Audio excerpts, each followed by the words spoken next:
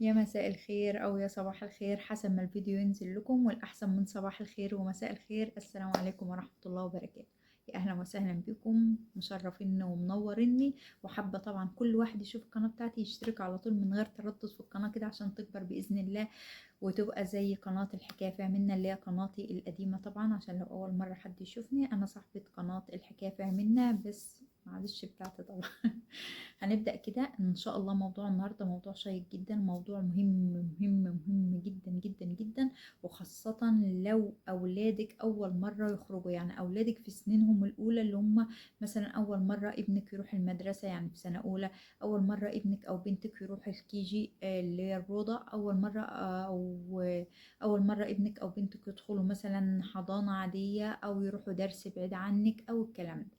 ازاي نقدر نخلي اولادنا يحافظوا على جسمهم سواء ولد او بنت؟ الكلام للولد والبنت سواء، يعني محدش يقول ده هو ولد عادي يعمل اللي يعمله او كده، لا هي البنت تحافظ اكتر من الولد لان هو ولد مسموح له باي حاجة، لا طبعا الولد والبنت على السواء. ازاي نقدر نفهمهم اللي جسمهم دي حاجة خاصة بيهم، ملكية خاصة بيهم، ما ينفعش حد يحسس عليهم تحسيس مش مناسب. محدش مثلا يبوسهم في مكان مش مناسب، مفيش حد يمسك جزء من أجزاء جسمهم. الحاجات دي كلها لازم نوعيهم ونفهمهم الكلام ده كله. طب عشان نوعيهم ونفهمهم الكلام ده كله لازم سلوكيات ندربهم عليها من عمر سنتين. ده من عمر سنتين، ده وهم صغيرين أول ما يقدروا يفهمونا. أيوة، الطفل بيقدر يفهم كل حاجة حواليه بداية من عمر سنتين، فاحنا نقدر نمهد لهم ونعرفهم ايه هي الحاجات الغلط وايه هي السلوكيات الصح والكلام ده كله، عشان من شب على شيء شاب عليه. فكل ما الطفل او كل ما ابنك بيكبر وهو شايف حاجة وعارف قواعد وقوانين ما فيش حد يتخطاها، حتى لو كان الأقرب ليه هيفضل محافظ على القواعد والقوانين اللي هو اتربى عليه. طيب أول حاجة احنا بنعملها ايه؟ احنا قدوة طبعا، الأب والأم قدوة لأولادهم. فاحنا عشان احنا قدوة لأولادنا ما ينفعش طبعا نعمل سلوكيات خاطئة قدام أولادنا وبعدين نقول احنا عيلة مع بعضينا وبره البيت هو يقدر يحافظ أو كده، لا طبعا.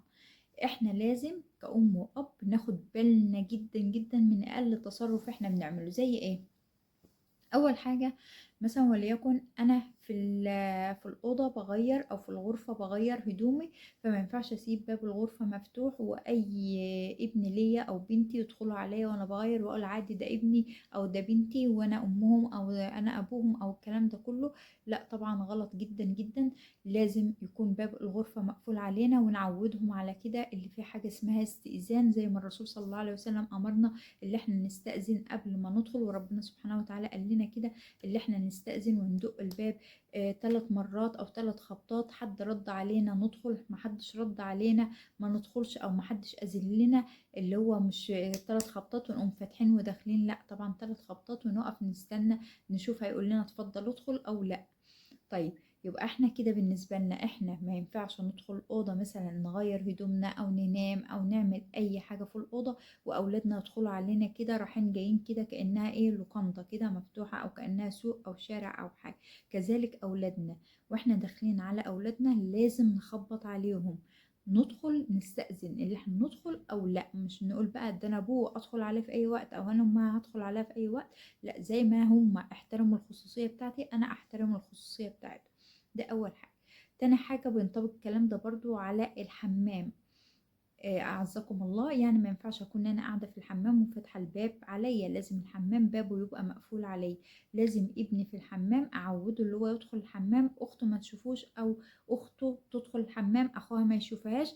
يبقى خلاص كل واحد قافل على نفسه الباب بتاع الحمام ويخلص ويعمل كل اللي هو عايزه ويخرج، حتى لو بيغسل إيده حتى لو بيغسل وشه، هو مسافة ما دخل الحمام أو مجرد ما دخل الحمام خلاص يقفل باب الحمام عليه وهو خارج يخرج من الحمام. وطبعا مفيش دخول 2 3 مع بعض او الكلام ده كله نقول ده عيال مع بعض او اعمل حمام يا حبيبي وهو واقف يغسل ايده يا حبيبتي والكلام ده كله طبعا ممنوع ممنوع منعا باتا.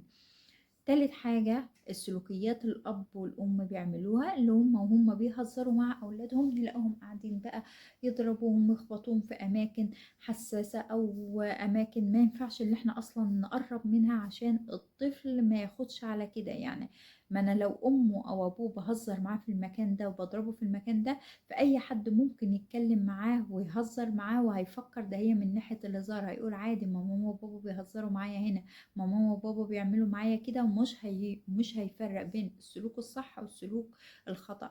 فمعلش يعني ابعدوا الهزار شوية عن الأماكن دي، خلونا نهزر معاهم عادي خالص، كلام ضحك هزار، وبلاش اللي احنا نضربهم على المؤخرة بتاعتهم، نمسك لهم حاجة تانية ومش عارفة ايه، نقلع لهم البنطلون شوية، نشدهم البنطلون من ورا عشان يقعوا ونضحك عليهم، الكلام ده كله اللي هو الهزار ده انا عارفة اللي هو من باب الهزار، بس فيه هزار اشيك من كده وارقى من كده. فياريت ما نعملش معاهم كده. مثلا سلوكيات تانية زي التقبيل في الفم، اللي احنا نجيب ابننا او بنتنا ونديله البوسة الجميلة بتاعت هيفاء دي كده، لا طبعا البوسة دي غلط جدا جدا.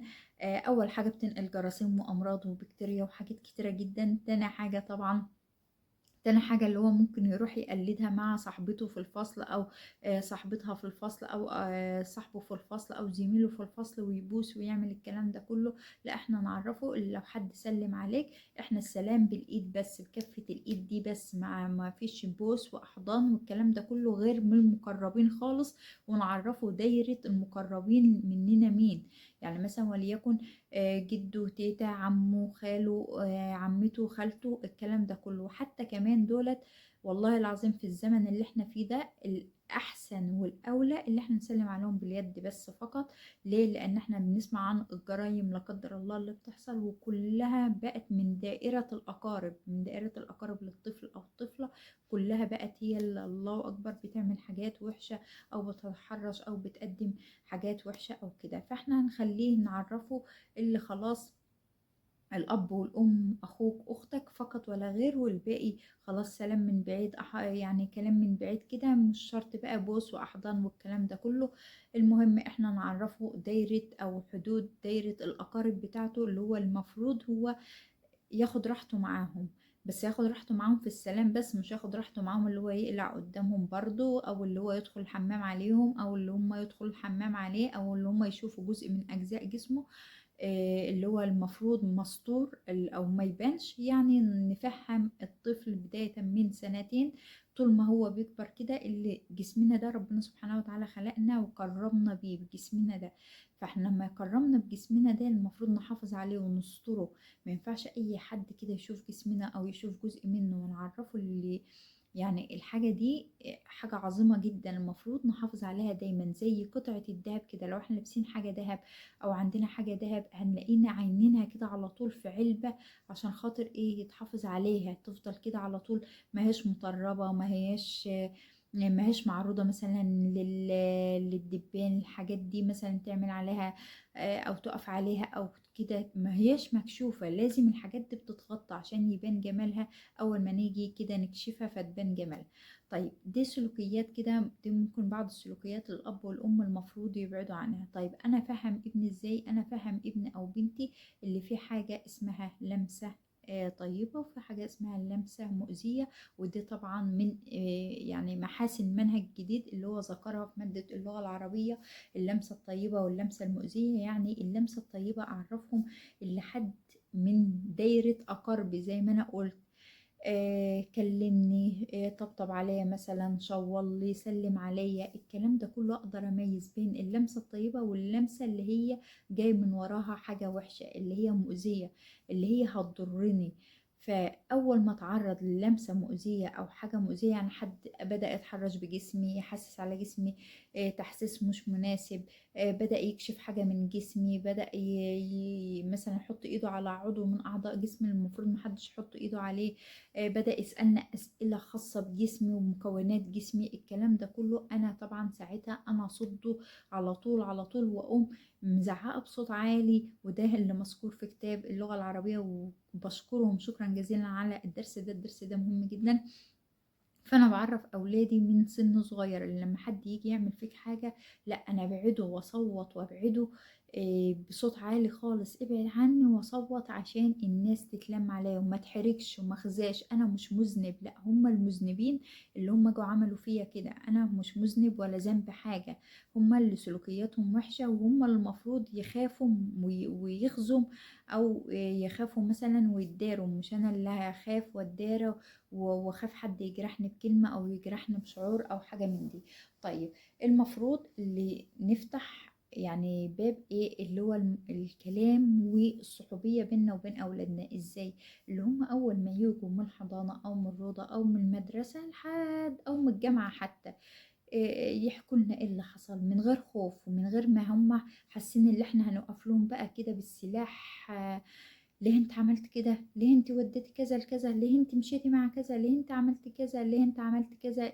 ونحاسبهم على كل حاجة بيقولوها، مع ان هم جايين يحكوا لنا كأصحاب. لا، احنا نصاحبهم خالص، ايه اللي حصل يا حبيبي؟ ونخلي ده الوقت اللي بعد المدرسة على طول او بعد الروضة على طول. ايه اللي حصل يا حبيبي؟ المس قالت لك النهارده مشيت مع مين؟ قعدت مع مين؟ خرجت كم مرة من الفصل؟ روحت وجيت في قد ايه؟ ايه اللي اخرك كده؟ ايه اللي كنت جاي ماشي مع مين؟ طب راكب الباص جنب مين؟ يعني نخليه يحكي لنا كل حاجة. شاركت الوجبة بتاعتك مع مين؟ اللانش بوكس بتاعك مين اللي أكل منه؟ مش عارفة ايه. وما نحسسوش بقى اللي احنا زي ما انا قلت ماسكين له السكينة اللي احنا هنضربه خلاص او هنعاقبه قصاد ايه الصدق اللي هو بيقوله. لا بالعكس، احنا نشجعه جدا على الصدق في الحديث، ونشجعه اللي هم او ندوهم مساحة اللي احنا نبقى اصحاب مع بعض. اللي هم اي حاجة، اي حاجة يتعرضوا لها يجوا يحكوا لنا على طول، واحنا برضو نتفهم موقفهم ونعرفهم.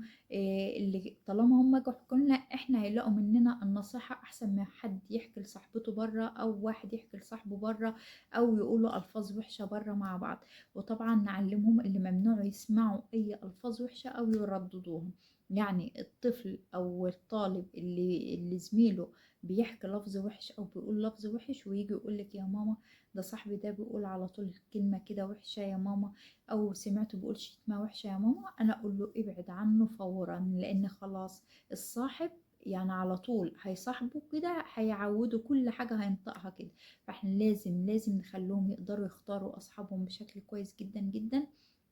لازم نديلهم مساحة اللي هم يجوا يحكوا لنا كل حاجة بتحصل لهم، كل حاجة اتعرضوا لها من غير خوف ومن غير تردد ومن غير اللي هم محروجين مننا، عشان نديهم النصيحة كويسة جدا. تالت حاجة نعرفهم ايه الفرق بين اللمسة الطيبة واللمسة المؤذية، او الكلمة الطيبة والكلمة المؤذية. ممكن اقول كلمة طيبة، برافو عليك، شاطر، عسل، مش عارفة ايه، اشاور، اقول هاي، لا، باي، اي حاجة من دي. ممكن اقول كلمة في يعني في معناها زي ما بيقولوا كده في بيت الشعر كده، لها معنى تاني خالص مؤذي. فاحنا المفروض نخليهم يقدروا يفهموا كويس جدا، يفرقوا كويس جدا بين الحلم او السلوك الصح والسلوك الخطأ. ده بس اللي المفروض نعلمه لأولادنا في الفترة دي، وخاصة وهم خارجين رايحين المدارس والدروس والكلام ده كله. ويا رب يحفظ أولادنا جميعا، وأشوفكم على خير بإذن الله في فيديو جديد، وإلى اللقاء.